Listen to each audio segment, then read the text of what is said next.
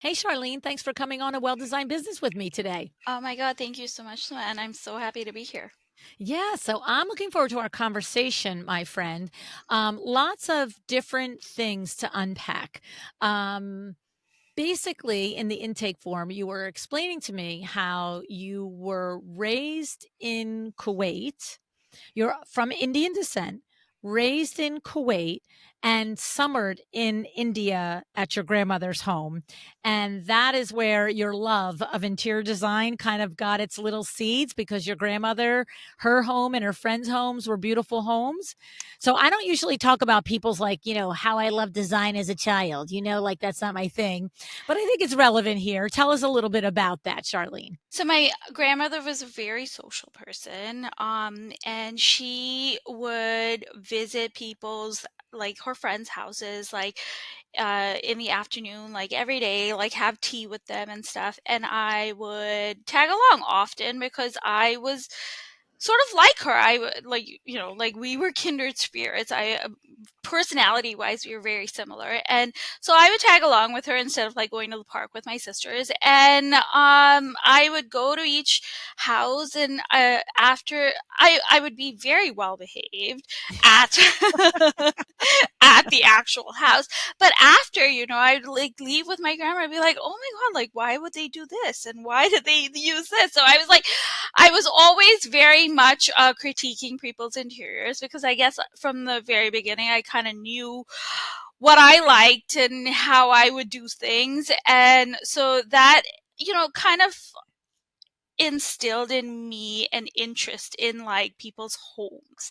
And then when I was very young, my mom also redid our house in Kuwait where she got like custom furniture done and stuff. And she actually like would take us all to the artisans workshops, and Mm. like she let me pick like a bunch of the fabrics and stuff for the sofas and the drapery and stuff. And I remember that fondly, and I feel like those that was like the beginnings of like my interest in it, and like pairing fabrics and like colors and everything together. And yeah, I would say it started early for me.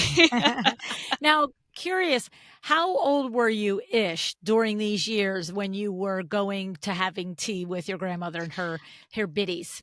I would say I was about like 7 or 8, like Mm, between like 7 and 10. Yeah, because like when my okay. mom redid our house in Kuwait, I was about 10 then. Okay. Yeah. And when you would leave and have these conversations with your grandma, was she like, I don't know, I don't care? Or was she also like, I thought the same thing, or I would love to see that change? Like, were you like two in cahoots with this, or was she just humoring you? No, I don't know. I maybe she was humoring me, but she was a little bit like in cahoots with me Yeah, because she enjoyed like the yeah, she conversations. really did. And like I said, like we were two peas in a pod. Like we were like she has passed now, but like we like she was very similar to me in Oh, personality. yeah.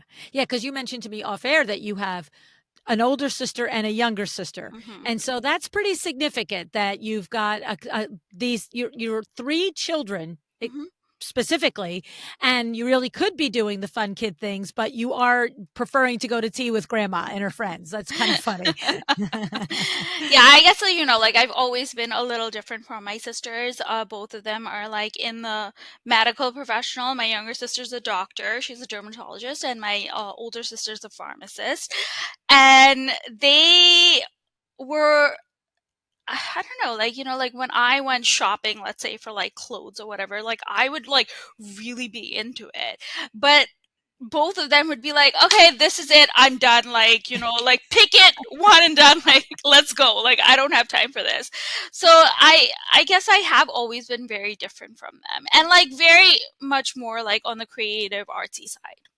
So curious, is it something that you and your sisters and parents noticed as you were all children, or is it hindsight observations that, oh, I love to go shopping for clothes and furniture and they didn't? Or was it in the moment they were like, whatever, and you were like, whatever to you? You know what I'm saying? I actually think my parents were very discerning when it came to these things because from a young age, they did notice that I was more creative, that I was like a little more into the arts than my sisters, and they were the people that kind of encouraged me to go get like a degree in architecture, because all so like Indian parents are very like science oriented, I would say. So like architecture would be the one degree that is that kind of like Kind melds of science acceptable. that melds science and art together. So they, I think, in that respect, they did try to like direct me in a path that, they thought that I would find interesting, but was also acceptable Right. culturally. They were like, "We're not getting her into med school. She's Yeah. not gonna do She's that, not but getting into med school for sure. we're making sure she doesn't go to cosmetology school." That's the other thing, right? Not that there's anything wrong with it, but your No, Indian parents would not have liked it, I right? don't think so. No. Okay, so now there comes a point where you move to Canada and you do go to architecture school. Yeah. And this is a combination of your parents, like you said, honoring the creativity in you, but honoring their goals for their ideals for their children and the way things should be. And I got the impression when we discussed it a little before is that you were young enough to get it that, okay, this is the way to go. But you weren't like, I'm going to be an architect. It was sort of like, okay, this is the path. I'm listening to my parents. This does feel like it could be the thing for me. Tell us about that journey. So I think like as a young kid, like you look up to your parents. They are like the guiding forces in your life, right? Like you sort of like you believe what they say and you trust that their decisions are the right decisions, right? So as a child, I was like, yeah, like I am creative, like I do like buildings and like landscapes and all of that, so like maybe architecture is the route that I go. And so here I am, I go to the University of Toronto, I start a degree in a bachelor's of arts in architecture, and I go to it was the first day, the first lecture in architecture school, and this lady ran her own company, and she was an architect and an interior designer. And the more she was talking, the more I was like, huh, I Hmm. think that I want to do interior design. Like, this isn't adding up. But the good little Indian girl that I am, I like finished my degree, and Four was like, years of science and yeah, math and yeah, all the things, right? yeah, and theoretical, like hard, oh, Gosh. oh, what have you. But I finished it, and I was like, okay, like this is my path. Like I'm Yeah. gonna like figure it out or whatever. So what in fourth year, I was like, oh shit, like I actually got to get a job. Like this arts degree isn't gonna get me anywhere.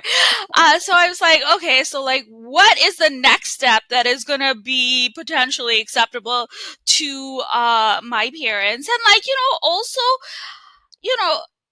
Like I'm going to use the skill set that I have learned for 4 years in a different format, let's say. So I was like, let's do a master's of urban planning at like, Seems logical. yeah, right. It's like architecture but on a larger scale, like an urban scale. Even more complicated. I know. And so went, did that, graduated, and then found a job that was in the consulting field to begin with, and then I eventually moved on, and I worked for the city of Toronto. I was doing like large scale residential apartment buildings and commercial buildings. I actually worked on like their like MLS soccer field in Toronto, and like the Ace Hotel in Toronto and stuff. So like like large, uh project management, construction management in the field, and was quite happy, I would say, at that point. My husband then decided that he would like to move to New York. Mm. And, he's in finance, so like New York is obviously the capital for that. And so he was like, I'm gonna move to New York. I'm gonna be here for like a year. Like, I'm gonna move back to Toronto. Like, don't worry about it. And I'm like, Now you're okay. not married at this point. You're Not dating? married. Yeah, dating Okay, at this okay, point. okay. And then he moves here, moves to New York, loves it. And then he's like, okay, I guess maybe you should think about moving here. Like, oh boy, okay. So then I was like, then we get engaged. I moved to New York. I worked for a nonprofit that was doing senior affordable housing in the city. Very like fulfilling work, but very like construction centered, like very Mhm. like project management centric. Just was not feeling like it was I was able to express my creativity. Yeah, you're And not designing custom sofas and looking up beautiful fabrics. no, Pierre Frey, what? Who? Um and so then and my husband, I guess, was a proponent of mine. He was like, listen, like, you moved to New York, like, you've always wanted to do interior design, you've always loved it, so like, do that, like, see if you like Whoa. it, right? So he was the one that encouraged me to like go to Pratt, like, after work, like, just like take a couple of like uh what are those called, like, where it's not like actually like a course, but it's like um continuing ed. Right, right, right, right, Yeah, yeah. right. He's like, Mhm. Take a continuing ed class, see if you like it." Loved it. Was spending more time on my homework than like other stuff. And then he's like, "Listen, if this is what you want to do, apply to Parsons, see if you get in, and then take it from there." And that's what I eventually did. Wow. Now, at this point, going back to your Indian parents, A, were they like, "You're out of your mind, you're going to New York City," and B, was that okay or that wasn't okay? And then you double whammy them, "And I'm going to interior design school." Like, where did all that fall? Or were they just happy that you had a husband to be in finance, and so you were getting like, "It's fine." So my parents have always been supportive of our relationship. They like love my husband, Aw. and so they were like, okay, like, he's moving to New York, like, I'm sure. And actually, my sister lives in Brooklyn, has lived Oh, in Brooklyn like got for support here. years. Yeah, so they were like, oh, that's perfect. You guys will be like in the same Together. city. So they loved the fact that I was moving That's to New great. York. But then when I was like, oh, I'm thinking about going back to school, I think they were like thinking, but you're kind of old. They never said that, but that's, I think, And what what are they you, were like, thinking. 28 at this point or something? No, I 29? think I was 30. Yeah, Oh, really? yeah. 30. Yeah, you were old. But it was at this point, I wasn't asking. I Yes, and wasn't you're saying married now at this point, Charlene? yes, Or yeah. yes, Yeah, yes. you're not asking permission, but I'm you not still love your asking for, parents and you don't of want them to course, be wiggy, of right? But course. that's a good distinction. You weren't Yeah, asking, you yeah, were sharing that yeah. this is what's happening next. Yeah, it was like, hey, like, this is what I'm thinking about doing. I'm not asking you for permission, but I would love your support, Mhm. and they were like, listen, if this is what you want to do, go do Right. it. Like, Do you think it would have been different, Charlene, if you were still single at that point? Are they traditional enough that if you were still single, it would have been a problem? Or maybe the distinction wouldn't have been single or not, but if you could fund it yourself without their help? Like, I'm just curious the rub in there. And it's all conjecture because it didn't happen. So, yeah. No, I feel like my parents have always been supportive, like, regardless of like monetary, okay. like Okay. Yeah. extended monetary issues or anything. I do think that they were of the mindset of, oh, she's married, like, she's got it figured out, like, Yeah. Okay. like, she found a man. I'm pretty sure we know what she's doing. Yeah. No, it's good. But I mean, like, you obviously chose to have this as part of the conversation. So there was some thread, even if it was just a voice in your head that, you know, I'm not a doctor and it probably would have been great if I was, but you just kept following your, there's the voice of your parents in your head, but it sounds like to me you kept following your voice and it was in support with your husband to help you hear it maybe and actually Yeah. go for it, right? Yeah.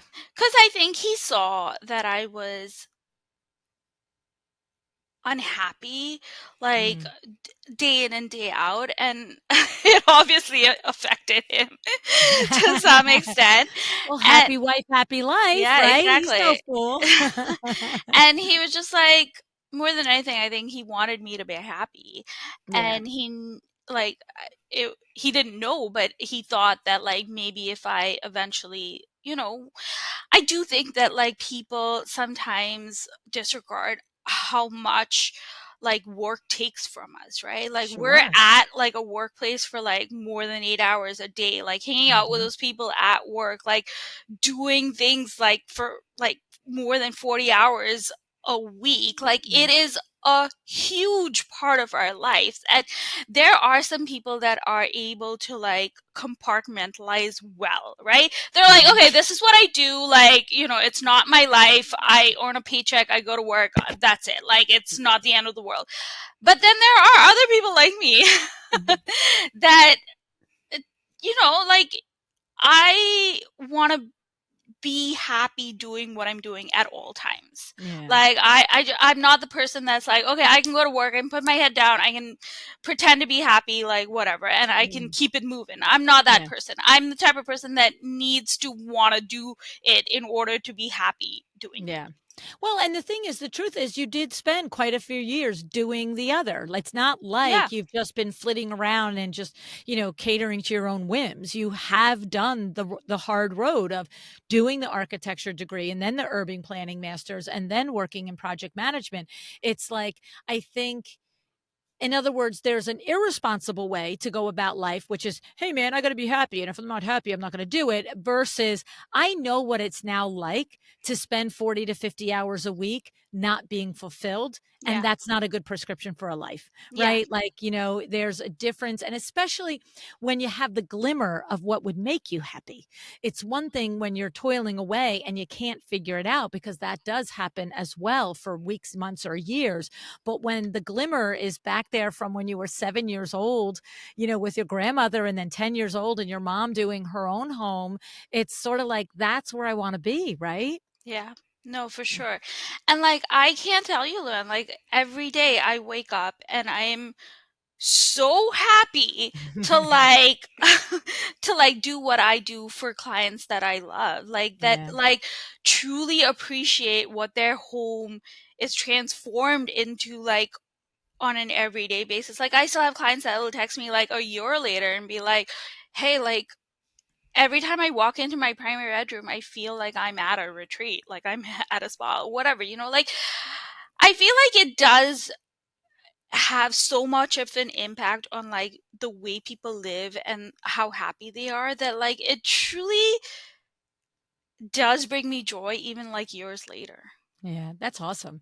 And so I have to imagine, though, that we didn't discuss this, and I'm just going to take a wild guess.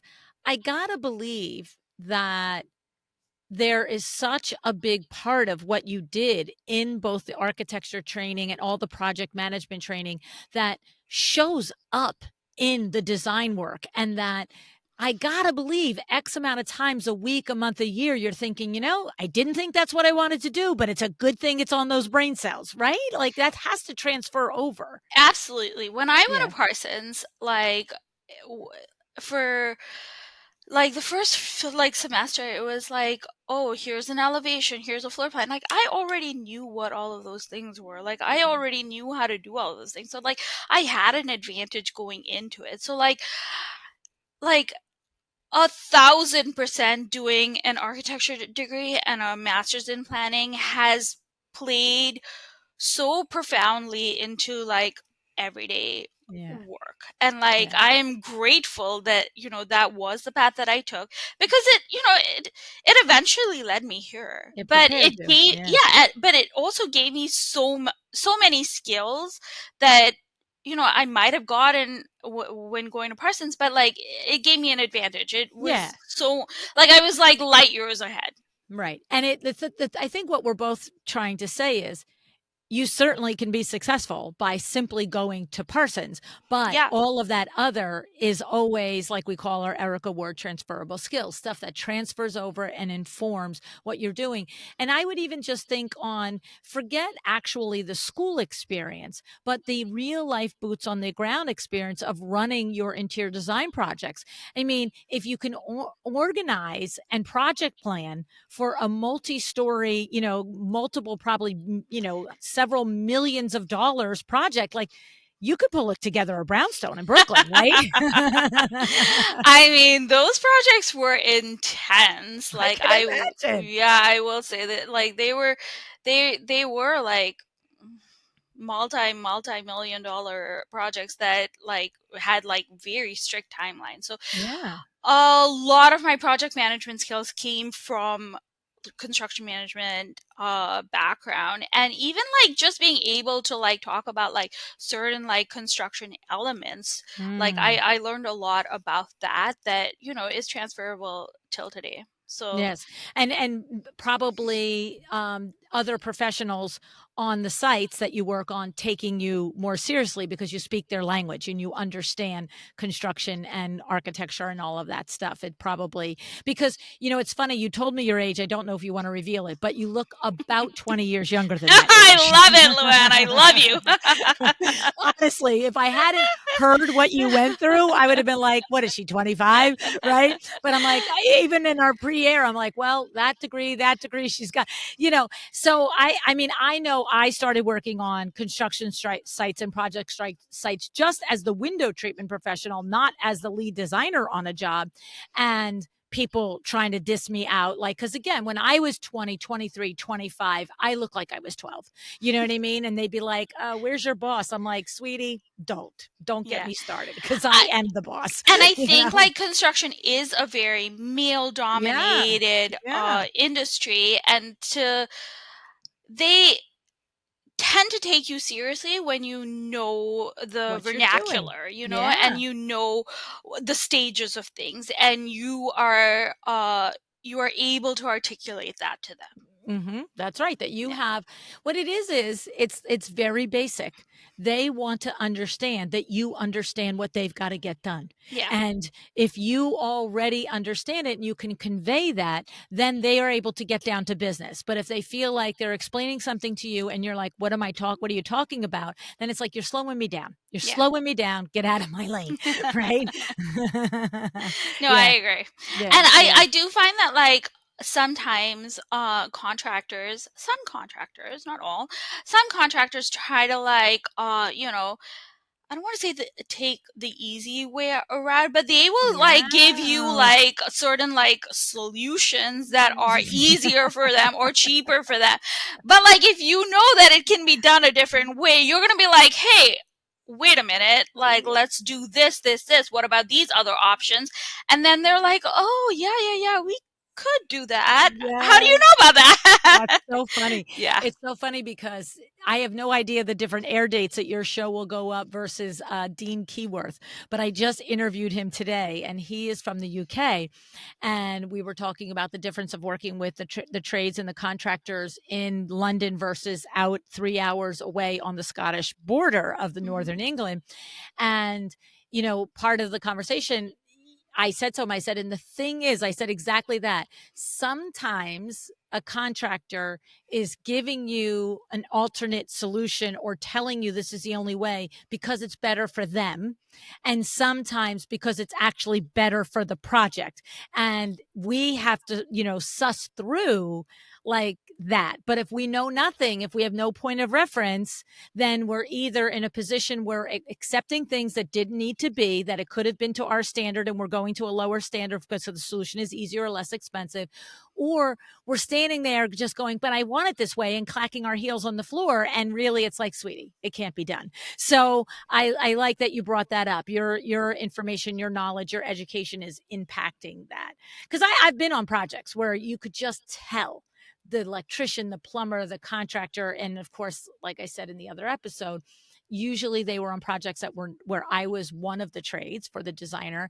And I can remember times when I would just think, He's just saying that because Yeah. it's easier for him. And Yeah. that other times I would be thinking, "You're not hearing him. This is not a good solution for here," you know? So Yeah. it's tough. You gotta really have that radar for that, right? Yeah, And and the you more need to be knowledge you able have. to Yeah. discern between the 2 for Yeah, sure. yeah, yeah, yeah, definitely. So now you are how many years in your own established firm? It's like 4, S 5, 4 So years, 3 years? 2021 we started, so it's Okay, about 3 years now. okay, okay. And mom and dad are proud of you and all the things. So mom and dad, I guess, when so we did a new build house out in East Hampton that was I featured saw that on in your website. Architectural Digest, Whoa. and I actually shot that house when I was about 6 weeks, or maybe it was maybe 2 months postpartum. So I had to shoot the house before the client moved in for the summer because it is their Yes. summer house. And I was like, I need it to be done by a certain time so that, like, we it can be pitched out, etc. And so I was like, it needs to be done like in May or whatever of last year. And my husband's like, you just had a The baby. baby, Hold I gotta on. drive 3 hours out to the Hamptons. So let me tell you, not only so my husband took the day off, came with me. The baby who I was breastfeeding also came with me. Like it was a full family affair. But that's what I mean by, like, my husband is very supportive in Supportive, all of my yeah. endeavors. But we got it done. And then I guess my parents, when they saw that it was like published in Architectural Digest, they were like, oh, Oh, maybe Charlene's doing something. No, that's not true. Like, they do believe in me, but I but think that that, is a stamp of approval. yeah, Yeah. but then I think they started to understand the scale of it, Yes, right? yes, yes, And possibilities. they were very happy with that. So now I have to ask you, at this point, this you said this was a year ago, so that would have been 2 years in business, and literally everybody in the audience will want to stab my eyeballs out if I do not now ask you, Charlene, how the heck did you get an AD feature 2 years in business? That's a really good question. I think, I always wanted to, like, invest in the business. So, like, and I think, like, a good investment is PR. And so I did hire someone to pitch out that specific project, because it was, like, really what I thought was, like, really beautifully done. The client was, like, very happy with it. And, like, it was a new build. So, like, even architecturally, like, there were, like, elements that were, like, it was brand new, very, like, warm, but, like, beautiful at the same time. So Hmm. I did seek out a PR a person to pitch that out for the East Hampton house. That's great. So here's the thing. What you did was you took notice that this is probably the type of project that AD would relate to. It wasn't like, it's a beautiful cottage somewhere in, just New Jersey or whatever. Not that a New Jersey house can, but it's Hamptons, right? And to your point, it's a new build. And so and now the thing is, it sounds like you did a one-off contract, quote unquote, with this PR rep. That's unusual to find a PR rep that will do that, but you did, because I would have to bet 2 years in business you weren't ready to put a PR rep for 10K on retainer, right? No, Right. no, and, like, I think that when you have a PR rep on retainer, you have a consistent, like, flow of photography that you're pumping out every, I would like to say, like, every 3 months, right? Mhm. As a small business, we're not currently, like, able to do that, right? Our Mhm. projects still take, like, 6 to 10 months to install, and then photography after that. So, like, it is a little bit of a slower process. Like, I think when you have a studio of maybe like 6 people or so, you are able to have someone on retainer for that much. What we do typically is we will determine if there is a project, or if um that is that has the ability to be published, Print right? worthy, like Yeah, it fits that is somewhere, print right? worthy, and we'll make that determination and then invest in it. Like that being said, we do like photograph like all of our projects, but Mhm. because I truly believe that that also is a very big investment, and we can hear all of the greats talk about how you have Yes. to invest in photography. Yes. But a PR would be like the next investment based Yeah. on like the project. I love it. I love it. We've had quite a few designers, especially in this last year, come on and talk about how they have, from early in the career, like you, 2 years, 3 years, 4 years in, invest in PR, whether it's retainer model PR or one off projects like this. Because, for each of the people that have done it, that I've spoken to, that have pitched the topic on the conversation on the show, it has worked for them and it has moved their career along. I think that I did look at your website, obviously, and I did see the Hamptons project, and it's lovely. It's beautiful. You would never think it's a 2 year designer, honestly. Thank you. It really has a lot of depth and a lot of professionalism in it, and it's elevated design. And so it's no wonder that it got picked up. And good for you, good for you. And Thank then you, was LuAnn. there just from a strategy standpoint, because no PR rep, it's not a guarantee. They can't take the job and say, I absolutely. So was there, just going down the tangent a little bit for our information's sake, was there like a strategy like, hey, we're going to go to AD with this, but if they reject it, then there's plan B for this, and this, or one or two other outlets? Or was Yeah. it, go big or go home? So I work with like a couple of like select like on like select projects. They so like not the retainer Right. PR, but like they will do like select projects, right? And like some of them have like different strategies. So some Okay. of them have strategies where, these are the five publications that you want, and then we will go through them, and like based on what editors say, we'll eventually get one of them while we're going down the list. And then the other end of the spectrum is we're just going to pitch it out to everybody. Okay. Okay. Gotcha. And then like we'll see what kind of like Sticks. sticks Yeah. exactly. Okay. And with the AD article and the East Hampton house, I think at that point, so it was featured in Architectural Digest Middle East, and because of like my background, and having grown up in the Middle East, I believe that that was an element that they were kind of like looking to incorporate into that issue. Gotcha, Yeah. gotcha, gotcha. I love it. Okay, very, very good. And brownie points like for your parents, right? Like Architectural Digest Middle East, so they can show it to all their friends. That's my daughter. She's not a doctor, but They look at did show it this. to everyone. Yeah. I'm sure they did. Any parent would. That's awesome. Well, this is awesome. I love all of this. Before I let you go, any like remaining lingering, but you got to remember this, or a lesson that you want to share, that for, when we first started this conversation off air, I ask everybody, what's your point of view? What are you doing here? I say it nicer than that, but I kind of basically, that's what I'm saying. Like, what do you want to teach? Right. And you said that I really feel like there are lessons in my journey, and we have uncovered them without question. I agree with you. But is there anything we didn't cover that you would also like to say to a young designer like yourself out there, 2, 3 years in the industry, and something that you'd like to say? You know what I have like thought about a lot like lately is that there are some studios that like, start off and then explode, and that, like are like everywhere.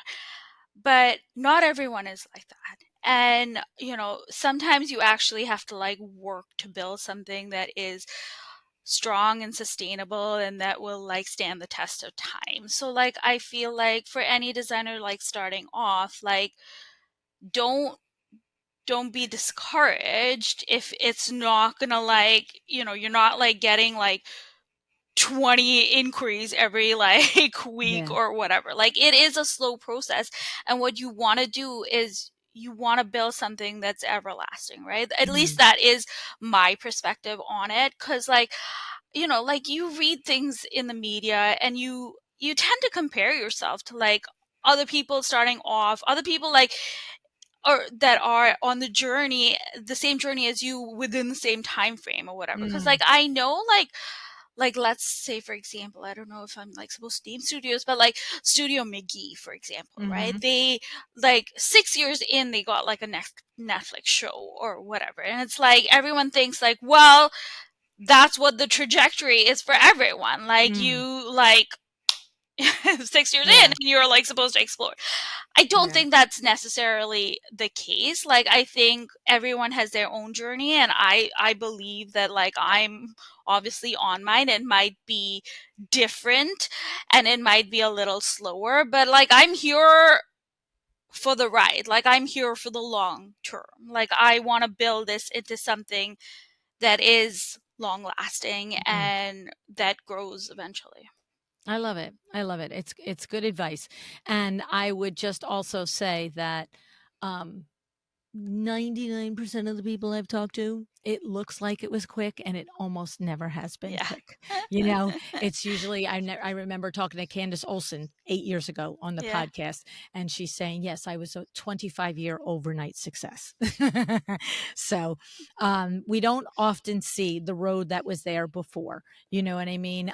But unfortunately, because of social media and the internet and the availability of looking at what we think is somebody's life, it can look like a thing that it's not always. And that's Absolutely. tough. That's Yeah. tough this day and age because it's constantly in your face. So I love your advice. What you're saying is build a good, strong business and build it to fit your life, right? Yeah. I mean, And you're at a phase now where you have little everything kids. else will fall in place. Yeah, I mean, you're at a phase now with little kids. Do you even want a Netflix show now? Come on. You'd never I see do them, not. right? Like, you'd never see them. Like, who are you kidding? It's like also get a grip on what do you actually want, Yeah, you know? that's Just because true. somebody has it doesn't mean it actually would fulfill you. That's like Yeah. probably 80% of the conversations I have with my chairman of the board clients. Do we really want this? Is this really what we wanna Yeah, do? Let's put a sometimes strategy. there are a lot of shiny things Yes. and you kind of want them, but like do you really want them? That's right. Yeah. That's right. And I love it. I love it. You seem like you've got your feet on the ground and you seem like you have a tremendous husband and family behind you on the journey. It's funny. I'm not going to ask you because your little ones are little, but I'd be very curious what kind of Indian mother you are. And if you are steer them to medical school or you let them, you know, follow their paths, I right? mean, yeah, you know what? It is so funny, but like a couple of weeks ago, like I bought some stuff from like Crate and Barrel and I took my daughter to like pick it up because I did like an online pickup thing or whatever. And she walked into the store, the Soho store in the city, and she's like, Mommy, it's so beautiful here. Oh, she's got the Oh, bug. You're like, "You're my girl. You're my girl. You and me are gonna, like, find pretty things together." it was so cute. Man, like I can't Aw. even tell you. And that's not even the first time she's done that. Like I've like taken her to like a West Elm or something, and she's like, "This sofa is so cute." I'm like, "Oh Oh. my god, does she say something like that because she hears me say it? I don't know, but It's in her DNA. yeah, I think so. I think so. That's awesome. That's so sweet. Oh my goodness. Well, Charlene, thank you so much for joining me today. This was such a fun conversation. Oh my god, thank you so much, LuAnn. It really was so fun.